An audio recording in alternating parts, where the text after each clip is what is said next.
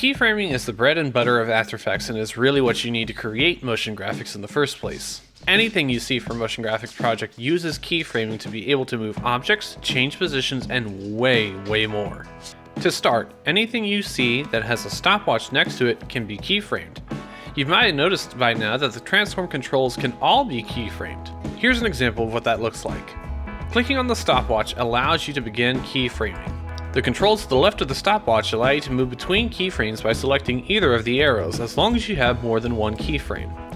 You can make a new keyframe either by pressing on the diamond in the center here, or changing a value while keyframing is enabled. If you want to delete a keyframe, you can either press this diamond, or you can click on the specific keyframe and hit delete. When you have two keyframes, you'll see them in the drop-down menu here. If you have at least two keyframes, you'll have an automatic transfer between the two values of these keyframes, given that they're different. If you have more keyframes, you'll have more automatic transfers. The default version of these transfers is called linear interpolation.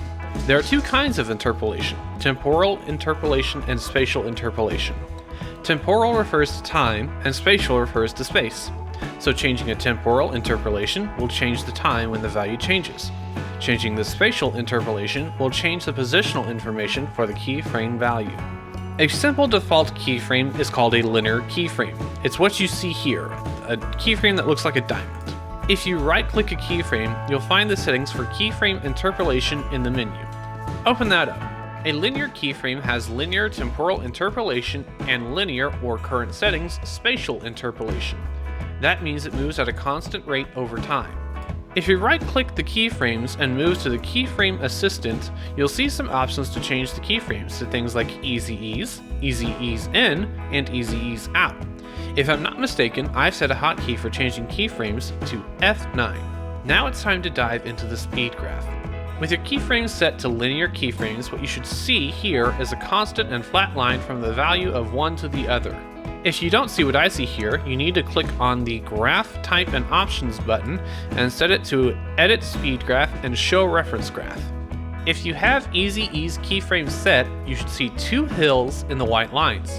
This is referring to the speed of the keyframes. You should also see some handles to change how these keyframes are interpolated.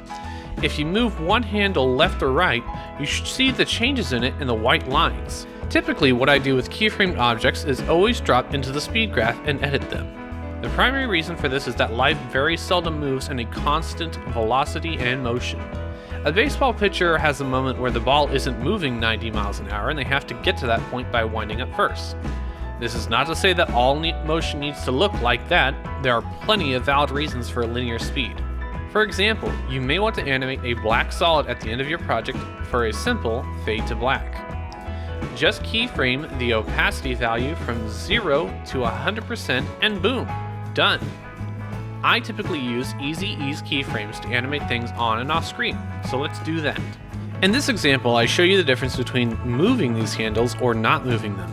To start, a linearly keyframed object has a constant velocity.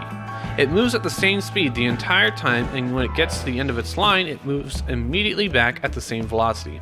Easy Ease keyframes have an ease into their motion and an ease out, so it's slower at the start and end of moving from one keyframe to another, with the fastest speed taking place at the center of the transition between two keyframe values.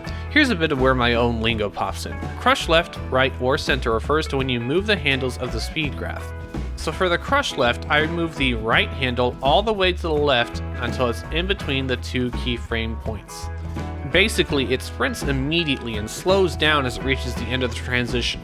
Crush right is the opposite. Slow start, very fast end. Grab the left handle and pull it as far as it goes to the right.